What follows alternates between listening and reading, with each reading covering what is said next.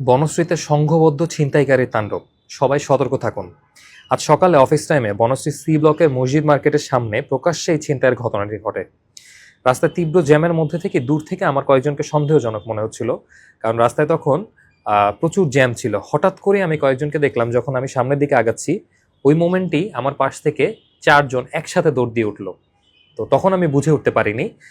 সামনে থেকে যে ছেলেটি দেখতে পাচ্ছেন, যে ভিকটিম, ওই ছেলেটি স্কুলে পড়ুয়া কোনো এক ছেলে বা কিশোর হবেন। ওর আগে থেকে একজন বাসে উঠলো, ওর পিছন থেকে একজন বাসে উঠলো। যে পিছন থেকে উঠলো আপনারা দেখতে পাচ্ছেন যে পিছন থেকে ওর ফোনটা নিয়ে ফেলে দিল।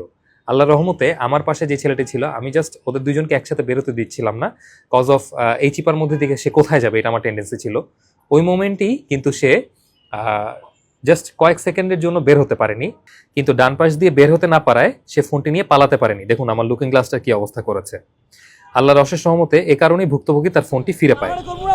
ঘটনার সময় বাম পাশে থাকা কয়েকজন আমার দিকে আগ্রাসী আচরণ করে। আমি শুধু একটা কথা বলেছিলাম, এইটা কি বাসে ওঠার জায়গা কিনা, কজ আমি তখনো বুঝে উঠতে পারিনি যে তারা বেসিক্যালি এই কাজটা করছে, কজ ওরা আমার মেন্টালিটি ডাইভার্ট করে দিচ্ছিল। আমি যদি বুঝে উঠতাম, নিঃসন্দেহে তখন কিছু একটা করার চেষ্টা করতাম। এবং আপনারাও যদি আপনাদের আশেপাশে এমন কোনো সন্দেহজনক ঘটনা ঘটে, অবশ্যই চোখ কান খোলা রাখুন এবং সতর্ক থাকুন। এই ধরনের চোর চক্রগুলো ভিড় ও জ্যামের মধ্যে দলবদ্ধভাবে কাজ করে, তাই সকালের ব্যস্ত সময়ে রাস্তায় চলাফেরার সময় সতর্ক থাকুন, সন্দেহজনক আচরণ নজরে আনুন এবং প্রয়োজনে আশেপাশে মানুষের সাহায্য নিন। এদেরকে চিনে রাখুন এবং সচেতন থাকুন।